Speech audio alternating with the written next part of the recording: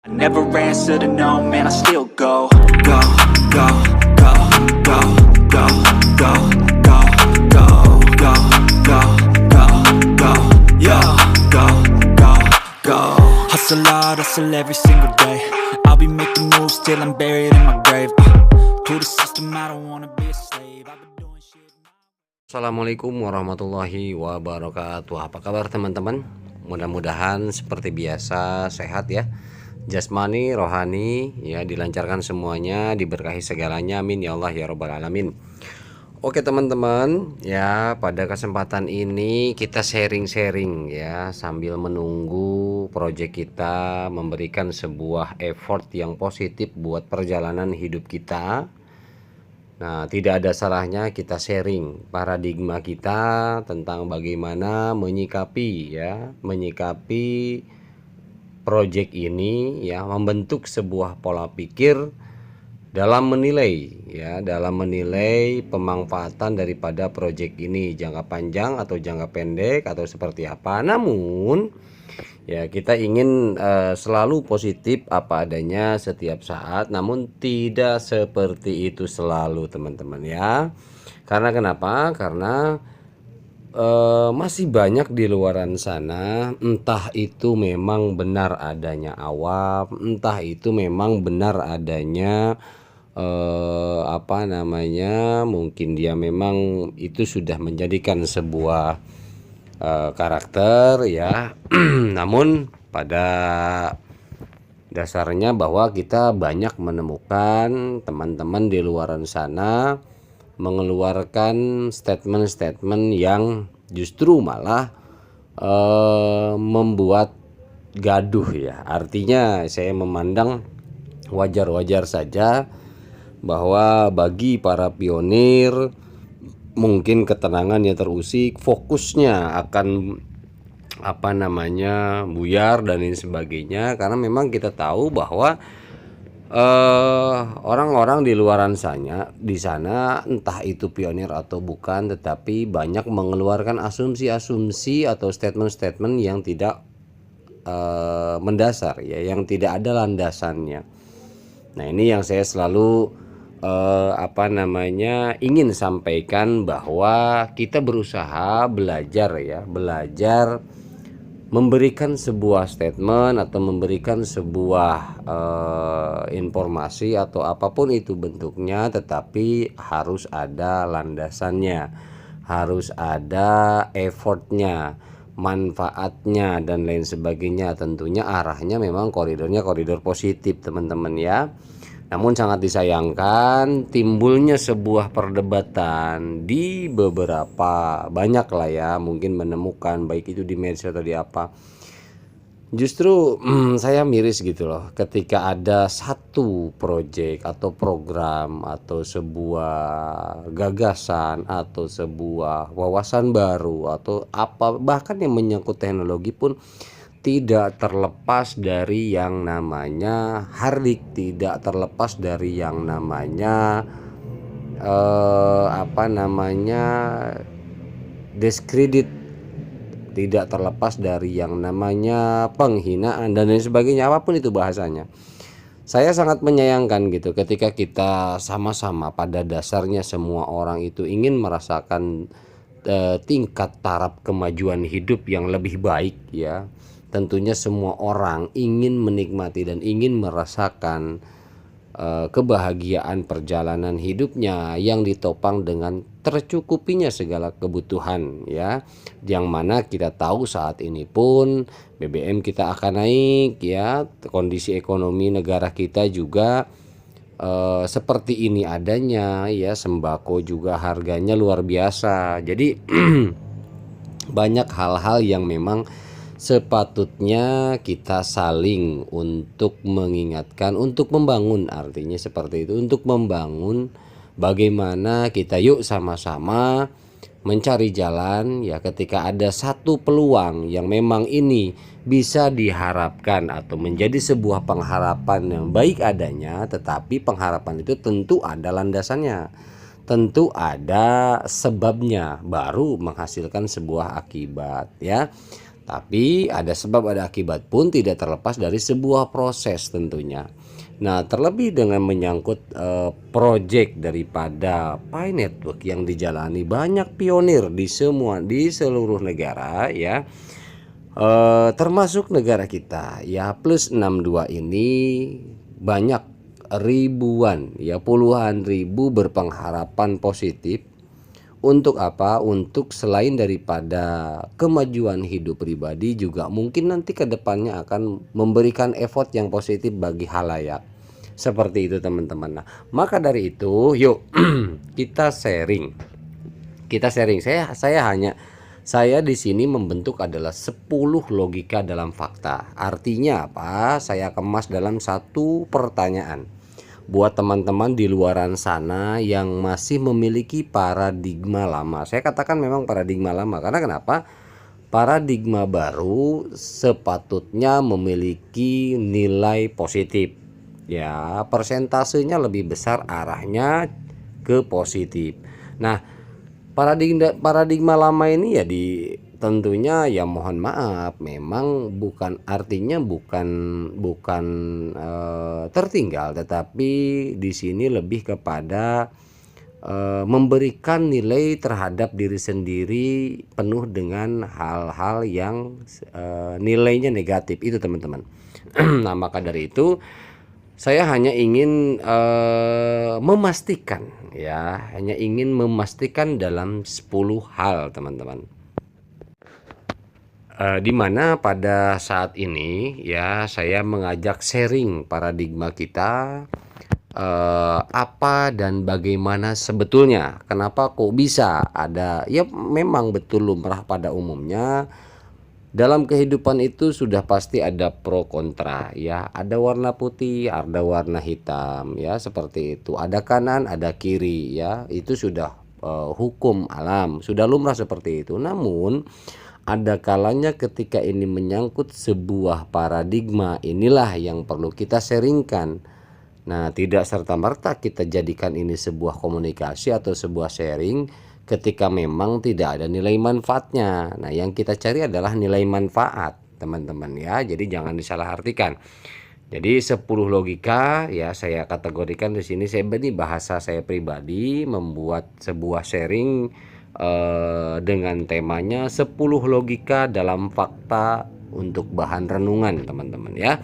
Nah, apa 10 logika dalam fakta ini yang saya buat? Yang pertama adalah banyak koin muncul di exchanger. Ini to the point aja langsung ya teman-teman ya. Banyak koin muncul di exchanger, ribuan koin kripto. Nah, yang jadi pertanyaan bagaimana proses kemunculannya? Ya teman-teman, itu ya yang saya bilang, bagaimana proses kemunculannya, kok bisa di exchanger banyak koin ini koin itu sampai ribuan, banyak sekali. Teman-teman bolehlah bagi yang belum pernah pun ada di handphonenya ada sebuah exchanger, silakan download dan lihat di situ di dompet kalian bahwa di situ banyak sekali ya, banyak sekali koin-koin, bahkan banyak yang asing namanya. Ada yang memang terkenal ya, banyak digunakan. Ada juga yang tidak terkenal tapi memiliki value yang tinggi. Nah, pertanyaan saya, bagaimana proses kemunculannya? Ya, apakah tanpa project? Ya, apakah tanpa white paper? Nah, pertanyaan di otak saya kan seperti itu. Jika memang teman-teman banyak mempermasalahkan bahwa project ini blak lah, project ini blak lah, ya kan? Kemudian tanpa mau mempelajari dan memahami white paper. Makanya video saya sebelumnya adalah mengupas, membahas, mempelajari agar memahami apa itu white paper daripada Pi Network. Nah, makanya ini bahasan ini pun saya fokuskan memang di di Pi Network ya, di koin Pi Network. Karena memang ini menarik. Kenapa saya katakan menarik? Karena memang proyek ini cakupannya betul, yang lain juga global, tetapi ini lebih trending, artinya lebih banyak menjadi topik trending di beberapa medsos ya, termasuk juga memang pionirnya juga banyak ya, walaupun memang ada yang hampir sama jumlahnya, banyak juga ada ya koin yang lain. Nah, justru dengan beragam banyak munculnya proyek baru, pertanyaan saya bagi teman-teman yang memang belum bisa, artinya entah belum ataupun tidak, untuk mempercayai daripada sebuah proyek pembuatan cryptocurrency yang akan muncul di tatanan dunia ini. Pertanyaan saya, apakah yang sudah muncul di exchanger sebelumnya, apakah itu tanpa sebuah proyek? Susunan proyek itu banyak, dari mulai adanya white paper, adanya roadmap, adanya tim core, tim inti, adanya server alatnya, kemudian adanya pionir atau membernya, adanya sirkulasi koinnya kemana, adanya legalitas izinnya, dan lain sebagainya. Nah, jadi pertanyaan, ketika Pi Network ini banyak dinyinyirin, banyak dipermasalahkan, banyak dibilang scam, hoax, dan lain sebagainya, atau bahkan ada yang berani mengatakan ini pembodohan. Nah, ini akan menyangkut nanti ke sana, ke poin-poin selanjutnya ya. Jadi pertanyaan saya buat teman-teman yang arah pola pikirnya ke sana, saya ingin menyatakan demikian.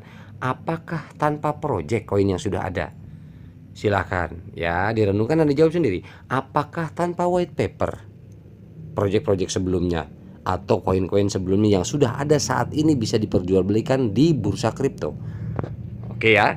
Kemudian yang kedua, jika setiap project dikatakan halusinasi atau akan gagal, bilangnya ini akan gagal, ini halusinasi, ini akan bla bla bla, banyak lah ya, maka project yang seperti apa yang menurut Anda tidak akan gagal?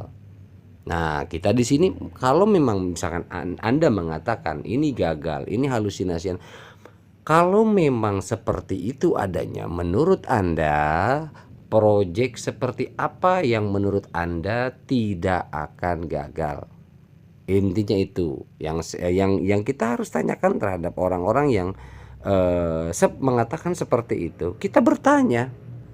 Kita tidak ada unsur lain, kita hanya bertanya. Ketika memang disalahkan, artinya kan pemahaman kita ini dikatakan halu, dikatakan ini proyek akan gagal. Nah, kita bertanya, terus proyek seperti apa yang menurut kalian akan gagal, yang tidak akan gagal? Proyeknya seperti apa? Silakan jelaskan, kalau memang kalian ahlinya.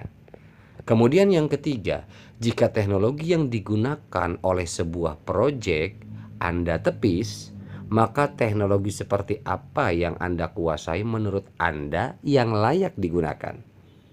Coba, kalau memang proyek kripto ini, kripto memang misalkan Anda mengakui kripto yang sudah ada di bursa kripto memang sudah ada real, Anda akuin itu, dan sudah ada diperjualbelikan dan bisa jadi uang fiat.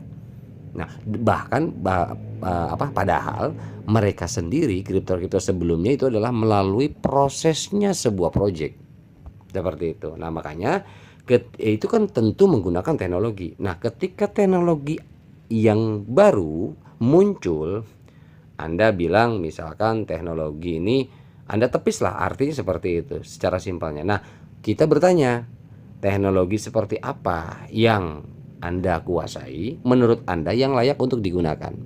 Itu silakan gitu loh. Kalau memang merasa bahwa ini tidak relevan dengan perkembangan zaman, tidak relevan dengan hasil yang diharapkan. Nah, kemudian poin yang keempat ya, teman-teman ya silahkan pertanyaan-pertanyaan ini mau dijawab di komentar atau mau dijadikan bahan renungan, silahkan. Tetapi ini kan kita sharing ya, ketika memang kita disalahkan, ketika kita memang dibodohkan, artinya kalau memang kita dianggap bodoh ya kita bertanya, berarti kan nggak ada salahnya dong, kita kan sharing. Kemudian poin yang keempat, ketika founder menciptakan proyek dengan segala keahliannya, menurut Anda dia adalah hanya penipu ya. Nah, sekarang kalau misalkan menurut Anda yang menciptakan sebuah proyek itu penipu, maka penciptaan seperti apa yang menurut Anda benar dan no tipu-tipu? Silakan dijelaskan kepada kami sebagai pionir yang mengikuti ini dan berpengharapan baik adanya. Kita ingin bertanya, ketika memang mengatakan ini scam, ini penipu, ini pembohong, pembual dan lain sebagainya. Maka pertanyaan kami adalah, ya saya mewakili pionir yang memang positif adanya, berpengharapan baik, berpengharapan positif, dan ini akan banyak membantu khalayak. Effort hasil akhirnya, ya kita berpengharapan seperti itu. Ya manusia tanpa harapan kan layaknya zombie. Ya kita kan tentunya perjalanan ini penuh dengan harapan-harapan yang positif. Seperti itu tentunya didorong dengan doa, teman-teman ya. Jadi makanya saya hanya menanya, ketika dikatakan ini penipu, maka penciptaan seperti apa yang menurut Anda yang benar, ya, yang benar dan tidak tipu-tipu? Seperti apa sih modelnya yang menurut Anda kalian tuh nggak nipu, itu seperti apa gitu loh? Kalaupun memang kita koridornya masih di dunia ini ya, di dunia penciptaan kripto. Oke, kemudian yang kelima, jika perhitungan matematika sebuah proyek kripto menurut Anda salah dan tidak benar adanya, maka perhitungan matematika seperti apa yang menurut Anda benar? Jika memang Anda ahli matematika, kriptograf, jadi tolong ajari kami.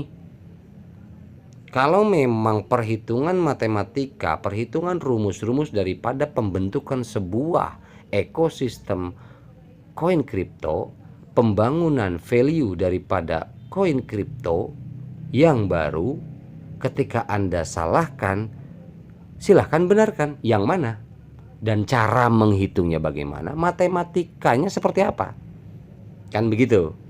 Karena di sini berhubungan dengan matematika kriptograf artinya. Jadi sains kriptografi ini, ya kami orang awam hanya bertanya seperti itu. Jadi kalau memang merasa bahwa teknologi ini bisa terkesampingkan lah, atau bisa ya Anda anggap tidak ada apa-apanya dan lain sebagainya, ya silakan. Kalau memang Anda memahami kriptografi, matematikanya dan sebagainya, ya silakan jelaskan. Nah, itu kan jadi bahan pertanyaan. Karena kenapa saya bahas poin-poin seperti ini? Artinya teman-teman, saya miris ya. Saya miris di luaran sana banyak sekali yang tidak memahami prosedur, tidak memahami jalur government atau kepemerintahan daripada sebuah pembangunan kripto, kemudian tidak memahami jalur legalitasnya, cara membuat kriptonya seperti apa, fungsionalnya ke depan, dan effort positifnya apa, tetapi memberikan argumen gitu loh. Nah makanya yuk sama-sama kita sharing. Ketika memang pemahaman kami yang salah, jadi kami minta diajarin, kami minta dikasih tahu. Berarti Andalah yang pakar dalam hal ini. Oke, kita lanjut poin selanjutnya, karena pertanyaan saya ada 10. Yang keenam, jika Anda merasa ahli dalam suatu bidang, apakah pilihan Anda meluruskan atau mencemooh? Ini sebuah pertanyaan yang berhubungan dengan karakter kepribadian. Karena kenapa? Akan terpecah menjadi dua, teman-teman. Yang pertama, ketika Anda merasa ahli dalam suatu bidang apapun, bukan hanya di dunia kripto atau dalam hal, ya umum lah, banyak hal di kehidupan ini. Nah, hanya ada dua pilihan. Ketika menemukan menurut cara pandang atau paradigma Anda ada sebuah kesalahan, ada sebuah pembodohan di sana, maka kami hanya meminta bertanya bahwa ada dua pilihan, mau meluruskan atau mau mencemooh. Nah artinya ada dua, gitu loh. Nah jadi artinya ada dua di sana karena akan berhubungan dengan cerminan diri di sana. Ketika Anda memilih jawaban yang pertama atau yang kedua, itulah kepribadian Anda, itulah kepribadian kita, seperti itu. Jadi ya silahkan gitu loh, dipahami ya. Karena kenapa? Karena termasuk juga banyaknya orang di luaran sana yang saya temui, yang saya baca bahwa tidak memahami secara menyeluruh. Jangan dulu berkata detail, secara garis besar saja ketika dia memberikan sebuah argumen dan argumen itu sendiri menurut kita, misalkan menurut kami, bukan tidak tepat tapi kurang tepat daripada landasan yang ada, ya, daripada aturan-aturan atau regulasi-regulasi yang ada. Kami melihat misalkan seperti itu. Nah, namun Anda tetap bersikukuh untuk berargumen ya. Nah, makanya saya di sini silakan gitu loh. Kalau misalkan memang argumen Anda merasa benar, ya berarti kami disalahkan oleh Anda. Ya silakan, berarti Anda mau mencemooh, atau kalau memang betul adanya argumen Anda mau meluruskan. Itu tergantung ke kepribadian Anda. Gitu teman-teman ya. Jadi saya sih hanya miris saja, sangat disayangkan. Saya ingin sekali, jujur aja, saya ingin sekali mengajak, yuk kita sama-sama selalu belajar terhadap segala sesuatu, sekecil apapun kita belajar berpositif thinking. Jangan kita belum banyak tahu tapi sudah berkomentar yang ngawur gitu, yang kemana-mana. Nah, ini yang perlu kita saling sharingkan. Kalau memang kita merasa kita ingin meluruskan daripada argumennya, misalkan seperti itu, dan yang diluruskan itu tidak terima, ya berarti kalau merasa tidak terima, orang yang tidak terima itu merasa betul adanya. Nah, berarti jangan-jangan kita yang salah. Oke, kita tanya kalau memang merasa benar adanya, tetapi harus berdasarkan apa? Berdasarkan landasan. Ada landasannya apa teorinya, gitu loh. Kemudian ada sainsnya, ada historinya apa, itu yang harus dijelaskan. Ada ilmunya. Ketika memang itu masuk, ada landasannya lengkap, detail ya, barulah mungkin kita combine. Ketika kita ada kekurangan, dilengkapi, sempurnalah jadinya, seperti itu ya. Jadi itu akan berhubungan dengan karakteristik yang mana yang memang membenarkan dengan bijak ya, mengingatkan. Ada yang memang tidak mengerti, tidak tahu, tapi hanya mencemooh. Nah, ini jadi akan terlihat. Kemudian poin yang selanjutnya, yang ketujuh adalah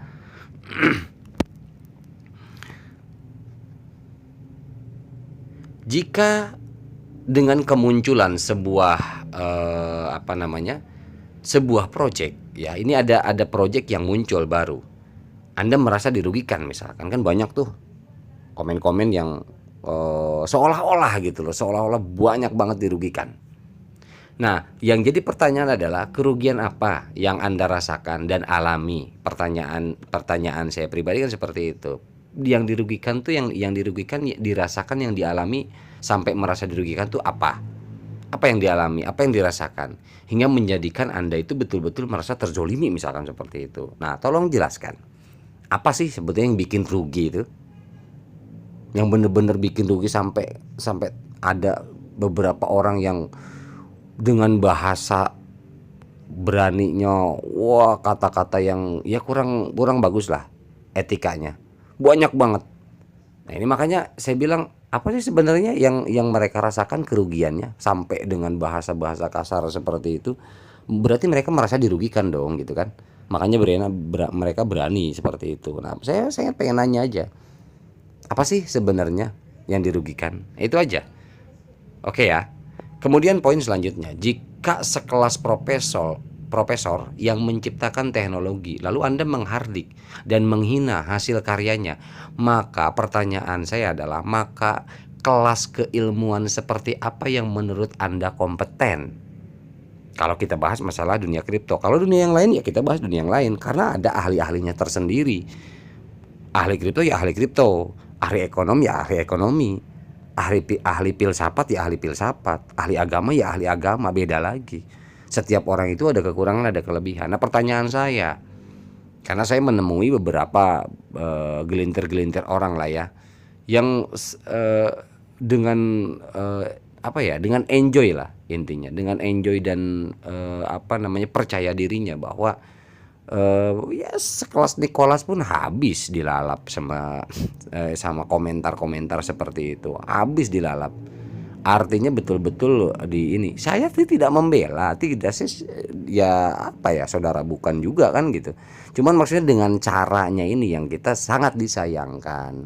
Alangkah lebih baiknya lebih arif, bijaksana dalam memandang atau menilai sesuatu. Dalam bentuk penyampaian pun yuk kita tingkatkan kearifan. Bagaimana dalam bentuk penyampaiannya, seperti itu loh. Nah makanya saya tanya, sekelas profesor pun sebegitunya dikata-katain. Nah pertanyaan saya, berarti sebenarnya kelas keilmuan yang seperti apa yang menurut Anda itu kompeten? Itu ya, itu poin 8 ya. Sekarang poin 9, dua lagi teman-teman.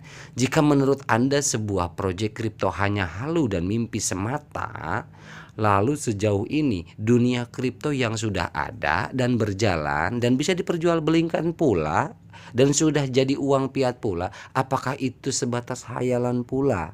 Kan itu pertanyaannya ya. Jika menurut Anda proyek kripto ini ya hanya halu, hanya mimpi segala macam, kan poin pertama tadi, pertanyaan pertama sama saya, kenapa sampai ada di exchanger, itu berarti apakah nggak melalui proyek, apakah nggak melalui pengajuan white paper? Kan pertanyaannya ke situ. Jadi nyambung dengan poin 9 ini. Jadi apakah kripto yang sudah ada itu sebuah hayalan juga, halu juga, pembohong juga, sementara bisa diperjualbelikan dan bisa jadi buat beli rokok sama kopi sama baca buku nongkrong depan rumah di angin-angin, enak banget ya enggak? Ya oke ya. Kemudian yang terakhir, jika nilai koin sebuah kripto menurut Anda itu adalah pembodohan, ya, seperduli apa hingga Anda mampu berkata angkuh seperti itu, dan sejauh mana kontribusi Anda dalam memberantas kebodohan? Kalau misalkan Anda membodoh-bodohi, membego-begoin, ya maaf ya, kasarnya ya bahasa-bahasa yang nggak bagus lah. Ya terus kontribusi Anda untuk memberantas kebodohan, kalau menurut Anda itu bodoh, ada nggak Anda berkontribusi untuk memberantas kebodohan itu sendiri sebagai sesama warga negara, seperti itu. Jadi jangan hanya cuap, misalkan bodoh kau, bego kau, ini kau, itu kau. Ya entah kalau memang tidak peduli. Lagi-lagi kalau memang tidak peduli hanya bisa mengatakan seperti itu, kan artinya ya menggali lumbung dosa sendiri. Ya kita hanya mengingatkan, ya saya hanya mengingatkan, yuk teman-teman, hal-hal yang pada prinsipnya hanya membuat gaduh ya, prinsipnya yang hanya menggali lubung dosa kita sendiri. Jadi sebenarnya kan jelas ya, dari kan ada istilah kata lidah itu lebih tajam daripada sebilah pedang gitu ya. Jadi kadang saya pribadi pun selalu berusaha untuk bagaimana caranya belajar lebih lidah ini saya mempola bagaimana cara supaya saya mampu menyampaikan dengan setidaknya tidak bijak dan arif, setidaknya saya lempeng aja deh, bener aja dah, nggak usah kayak orang-orang yang high class lah, nggak usah orang-orang yang benar-benar kompeten lah, nggak usah lah, setidaknya saya nggak terlalu salah aja. Saya berusaha melatih diri belajar bagaimana caranya ketika menemukan sesuatu, bukan hanya urusan dunia kripto aja, tetapi dalam kehidupan sehari-hari belajar gitu. Karena saya juga sering salah, sering diingatkan. Itulah jadi ya, mencari ilmu itu kan sampai ke liang lahat, ada dalam hadisnya ya teman-teman. Jadi artinya yuk sama-sama, saya hanya membantu sambil sharing juga, dan ketika memang kami yang salah ya itu pertanyaan kami, seperti itu teman-teman ya. Jadi alhasil, jika Anda di luaran sana ya, Anda di sini kan Anda banyak lah ya. Karena saya kan selalu dari dulu entah kenapa saya nggak terlalu suka gitu, nggak terlalu suka dengan bilang kalian gitu. Kayak seolah-olah kalian tuh kayak kata kalian itu udah kayak kayak guru ke anak-anak, kayak guru ke murid, itu wajar kalian. Kayak ke orang tua ke anak bilang kalian wajar. Tapi kalau untuk sharing kadang-kadang saya kurang nyaman aja gitu loh. Jadi lebih baik ya nggak usah gunakan. Itulah makanya saya mendingan gandain aja anda sekalian. Alhasil jika Anda merasa segalanya mampu dan menguasai, maka ajari kami dengan catatan ya, dengan catatan secara detail dan logik. Atas landasannya apa? Landasannya tentunya ada teorinya, ada historinya, ada sainsnya, ada perhitungannya yang jelas. Ketika memang ini dunianya, dunia kripto atau dunia yang lain juga sama. Tinggal ditransform aja, sama lah intinya, prinsipnya gitu ya. Jadi ya video kali ini saya mengajak, maka judulnya sharing paradigma adalah tujuannya ketika memang selalu kami banyaklah intinya yang menghardik, yang membodoh-bodohi, yang mengapa segala macam, banyak banget dengan bahasa-bahasa arogannya, banyak banget. Jadi ya sekalian aja saya ajak sharing gitu loh. Ya sekalian aja saya ajak komunikasi, saya ajak ngobrol seperti ini.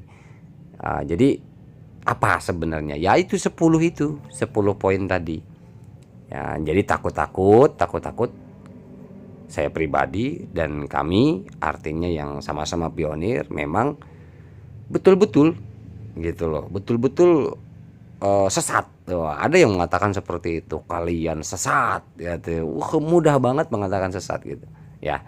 Jadi ya saya sih nggak diambil bagaimana enggak, ya itu kan hak lah dalam memandang sebuah masalah, sebuah urusan, sebuah apapun itu hak masing-masing. Namun tidak ada salahnya ketika kita saling ketika memang bisa melalui sharing.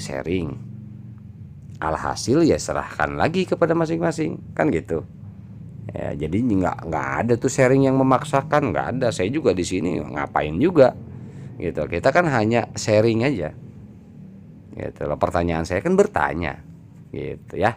Oke teman-teman, hanya itu aja yang dapat saya sampaikan pada kali ini. Ya mudah-mudahan ini bermanfaat ya. Tidak ada tujuan apa-apa dari recording ini ya, tidak ada tujuan apa-apa, namun terpanggil daripada rasa ini karena sebelum Pi Network lahir pun ya, selama ini saya menemukan hal-hal yang sama seperti ini. Jadi ada apa gampang banget dicemooh ya, di negara kita ini ada ini gampang banget di hardik, ada ini segala macam. Kenapa sih nggak kita dengan cara positif aja gitu loh. Kalaupun memang salah ya kita tinggal kasih tahu dengan baik-baik, nggak perlu dengan bahasa yang membuat orang sakit hati. Artinya kalau sudah membuat orang sakit hati kan udah lumbung dosa gitu ya. Oke gitu aja teman-teman, mohon maaf apabila ada kata-kata yang kurang berkenan. Tujuan kita sharing dan kita memang salah, silahkan dibenarkan. Lillahi ta'ala ridho ya, silahkan dibenarkan. Nah, ketika memang mau mengajari tentunya kita buka selebar-lebarnya bagaimana dan seperti apa ya teman-teman ya.